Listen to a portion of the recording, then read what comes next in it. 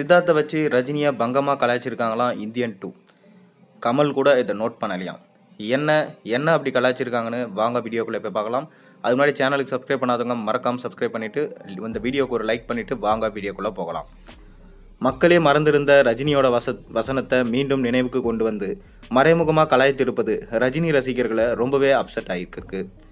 உலகநாயகன் கமல்ஹாசன் நடித்துள்ள இந்தியன் 2 படத்தில் அவரது நெருங்கிய நண்பரான சூப்பர் ஸ்டார் ரஜினியை பங்கமாக கலாய்ப்பது போல வசனம் ஒன்று இடம்பெற்றிருக்கு.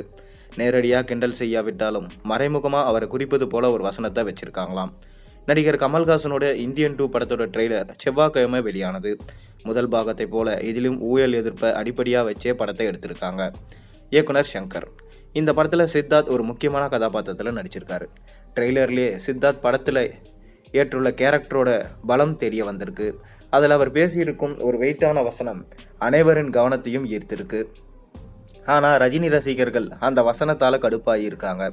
ரஜினி பேசியதை ஒரு வார்த்தையை கிண்டலாக பயன்படுத்தி இருப்பது தான் அதற்கு காரணம். ரஜினி அரசியலுக்கு வரேன் என்று சொல்லிக்கொண்டே பல வருடங்களாக டிமிக்கி கொடுத்துட்டு இருக்காருன்னு அவர் சொல்லியிருக்காரு. அப்போது ஒரு நாள் நாட்டில் சிஸ்டம் சரியில்லை என்றும் குற்றம் சாட்டி பேசியிருந்தார். அது ட்ரெண்ட் ஆகி ரஜினி அரசியலுக்கு வருவது உறுதி என அவரது ரசிகர்களை நம்ப வச்சது. அதனால் தேர்தலுக்கு முன் ரஜினி தனது நிலைப்பாட்டில் திடீரென குட்டி கர்ணம் அடித்து அனைவரையும் ஏமாற்றினார்னு சொல்லப்படுது. கொரோனா காலம், உடல்நிலை சரியில்லை என்று சாக்கு போக்குகளை கண்டுபிடித்து அரசியலுக்கு வரப்போவதில்லை என்று மூக்கு போட்டாராம். இப்போது இந்தியன் 2 படத்தில் சித்தார்த் பேசிய வசனம் ரஜினி பேசியதை நினைவூட்டுது.